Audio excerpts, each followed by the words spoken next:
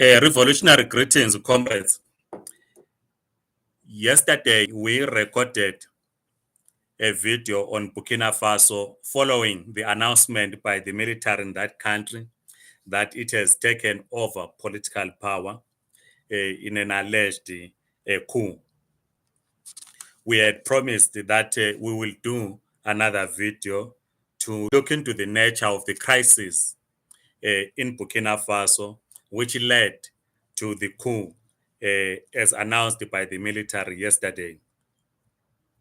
And we said that the demands by the military in the previous video that we recorded was that the army wanted the top brass of the military to be redeployed or to be fired, and that the resources, they demanded that resources to be channeled in the fight against the jihadist group in the northern part of Burkina Faso. So when we discussing this video after we this morning after we had recorded it last night, one comrade from Zimbabwe says, "No, Comrade Mabena, we do not want to learn about Burkina Faso. We want to learn about Mzorewa and others. Burkina Faso is too far." This, of course, shows how some Zimbabweans think that Zimbabwe is an island. You should not know what is happening in the rest of the continent. That has been the attitude, again, particularly around giving solidarity, because comrades want to focus only in Zimbabwe without understanding what is happening broadly in the continent, in the rest of the world. I am Ngabuto Nicholas Mabena. Please like the video, write your comments, circulate, and my apologies to my comrades for recording this important video without wearing my our traditional red. Where I am does not allow me today to wear red. So let's get into the conflict of Burkina Faso. We want to look into the social roots of the crisis.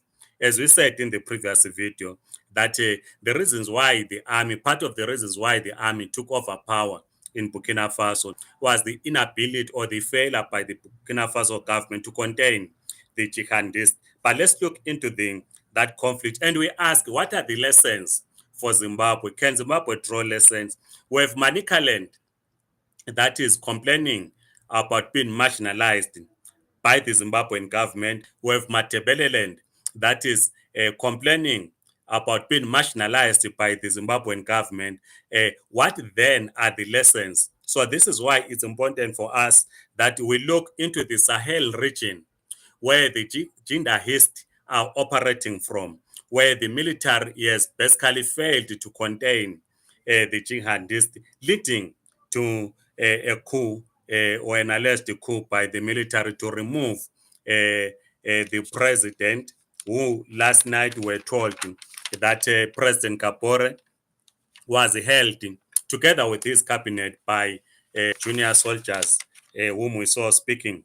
So what are the social roots of the crisis in Burkina Faso, looking into the Sahel region, and what are the lessons for Zimbabwe, particularly if we understand the marginalization of, or alleged marginalization, depending on where you stand, of Manicaland and the Matebeleland?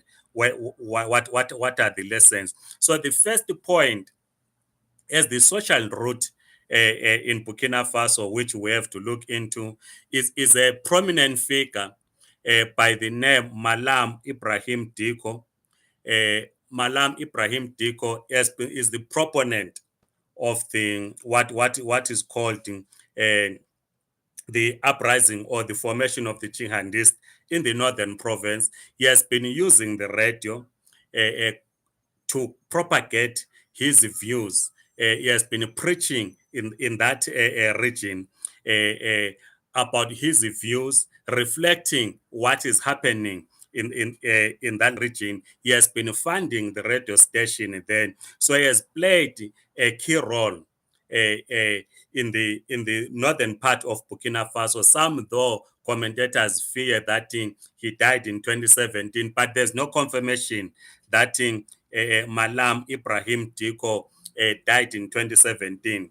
But what is important to note is that in 2016, he went to train in Mali, to receive military training in Mali, and his messages have gained the root in that province of Sahel, in the northern part of Burkina Faso. So if we're talking of the crisis in Burkina Faso, so the key person that has been rallying the population in that region, though some families disowned him, including his in-laws disowned him, uh, uh, but the young people who are not employed took up his message, which he has been preaching through the radio. The second issue, which is key in understanding the social roots of the crisis in Burkina Faso, is the challenge to an ossified and equal social order in the northern part of Burkina Faso.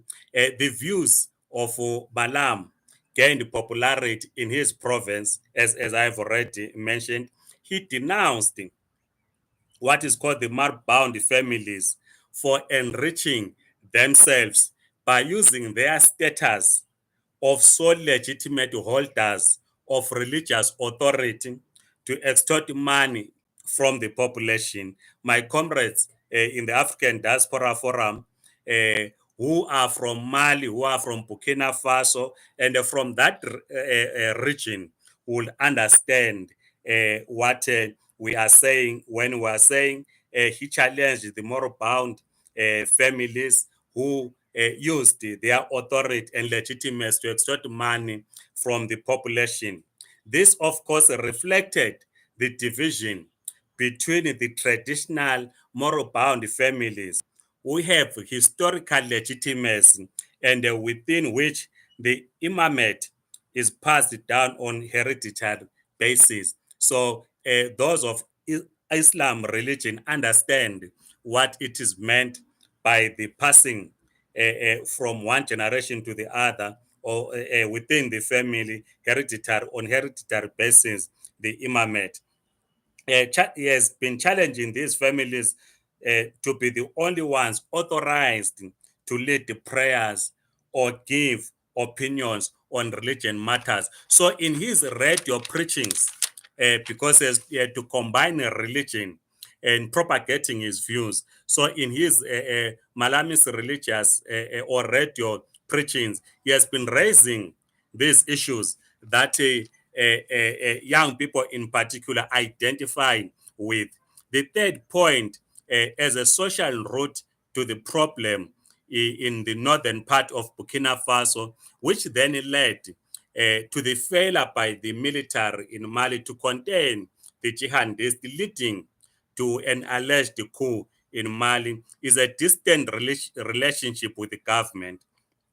People in that province, in that region, feel that the government has abandoned the Sahel region or province and has not met the best of its economic potential. So there's a feeling of marginalization within in the Sahel region. This is why we ask, what are the lessons from for Zimbabwe when the people in Manicaland, when the people in Matabeleland feel that they are marginalized? So, what lessons can Zimbabwe draw in what is happening in the Sahel region in Burkina Faso?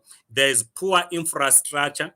We know that we have been seeing of late, because there is rain in Zimbabwe, comrades posting on social media, buses unable to move in rural roads because government has basically abandoned developing infrastructure in most rural communities. So there's poor infrastructure in the Sahel region, in the northern part of Burkina Faso, bad roads, bad schools, limited healthcare facilities. Then what is also key is that the mining boom uh, uh, in that area has showed how foreigners exploit the region's extensive subsoil resources with no benefits accruing to local people. So there's this sense in the Sahel region that while the area has resources, mineral resources, but the local communities are not benefiting from the mining that is happening in that region. And as a result, the population in the Sahel region has a negative view of the Burkina Faso government.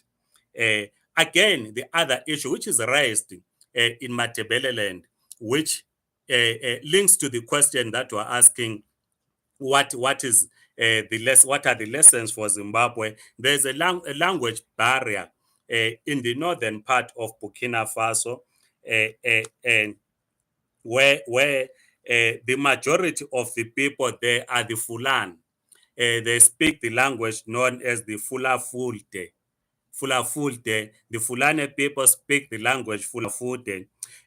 But what is happening is that civil servants and security forces who are sent into the Sahel region have very little command of the Fulafulde language, making communication becoming difficult in that part of the region, because if people from outside the Sahel region are employed as civil servants by government, deployed in the region, and they've no command of the Fulafulde language, which is spoken by the Fulan, becomes problematic. So you create a language barrier, because the local people, most of them, they do not send their children to attend French schools. So then language becomes a barrier in that region. So there's then a sense of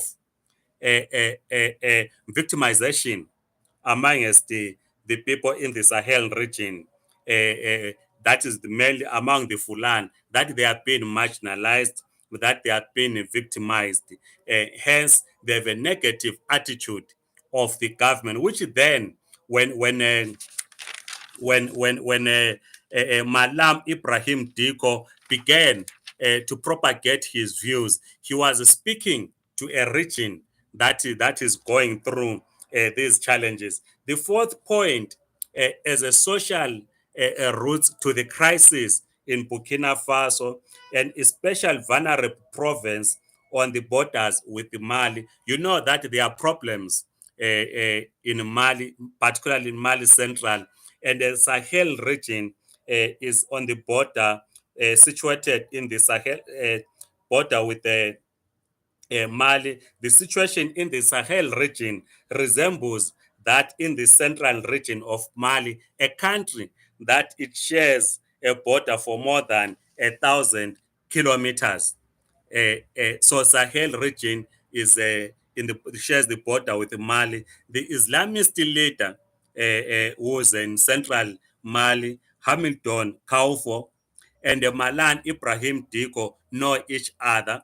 They've both used the same tactics, that is the use of radio in preaching, and in their sermons, the issues or the challenges that are faced by their communities get aired through the radio. So they've used similar strategies. That is the leader of the Islamist, Hamadion Kafu, and the man that is linked to what is happening or what happened in the northern part of Burkina Faso.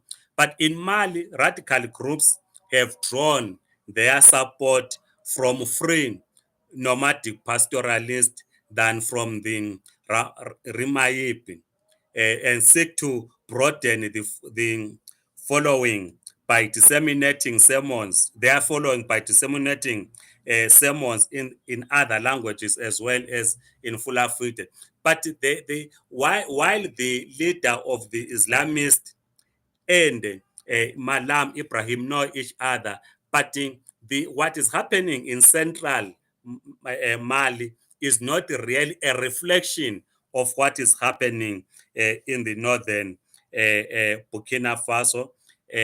because there are different tactics, like we are saying that the Mali conflict is supported by nomadic pastoralists in Mali Central, which is different from the northern Burkina Faso. And there have been attempts to, though there have been attempts to establish what others will call terrorist cells in Burkina Faso, which has not really taken root. So it would be wrong to interpret what the situation in northern Burkina Faso as an extension of the Mali conflict. That would be a mistake, because you remember in the previous video we spoke of Mali that has gone through a coup.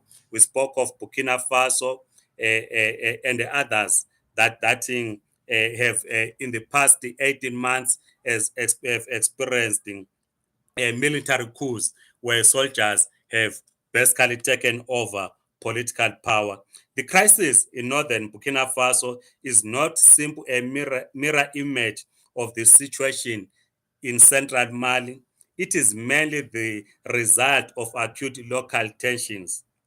uh, the tensions which I spoke about, the feeling of marginalization, the lack of economic development in the region, which, of course, if you look into what is happening in Mozambique, where you now have an Islamist group, again, the question of marginalization comes up. We will do a video to focus on Mozambique to understand these Islamist groups, where they operate, how do they relate with the local communities, how do they end up getting support from local communities. And in the main, you will realize that those communities where these Islamists operate from is as a result where the central government will have abandoned, so to speak, the people, and they created this feeling amongst the people that they are being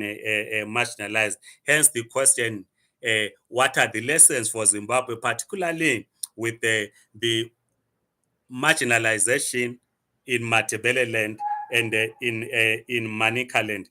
The traditional and religious authorities of some, that is northern Burkina Faso, are not particularly involved in the fight against radicalism. The province in the northern Burkina Faso suffers from lack of development and infrastructure then. So these are challenges or some of the social roots in Burkina Faso, where a man by the name Malam Ibrahim Diko played into the emotions using radio to of the people propagating these messages, which then created conditions for the Islamists to take root, who began to fight in 2015, as we explained in the previous video, and the government was unable to respond. Though we did say that the president, who we're told has been disposed, President Rock Mark Christian Capo, in his 2015 electoral message when he was campaigning, he had promised to contain the Islamists in the northern part of Burkina Faso, but the demands of the military were not met. They met demands that the military brass must be fired because they were not coordinating properly the fight against the Islamists to contain the Islamists in that province, and that more resources should have been channeled. That did not happen because the military in Burkina Faso was poorly trained and ill-equipped to contain the Islamists. Hence, the coup that we are now told is happening in Burkina Faso. So we thought we needed to give the social roots of the crisis in Burkina Faso for our comrades, so that we continue to understand these challenges. We will do more research on Burkina Faso and in that part of the region, and do the third video as we try to complete our study in that area. It is important as Africans, as revolutionaries, young revolutionaries, that we understand what is happening in other parts of Africa and draw lessons. We should not isolate ourselves and treat Zimbabwe as an island that thing we do not learn and draw lessons from others. Otherwise, please write your comments. We want to hear your views about what is happening in Burkina Faso and what should be the attitude of government to cries of marginalization, as we have said in Matebele land, we have said in Manika land. You know, there's a video that we spoke, that we recorded, where a chief in Maswingo was complaining about marginalization in his communities. What are the lessons when communities complain about marginalization by central government? Thank you so much. Please have a great day. Write your comments, subscribe, and circulate so that we continue with this discussion. Otherwise, have a great day. Goodbye.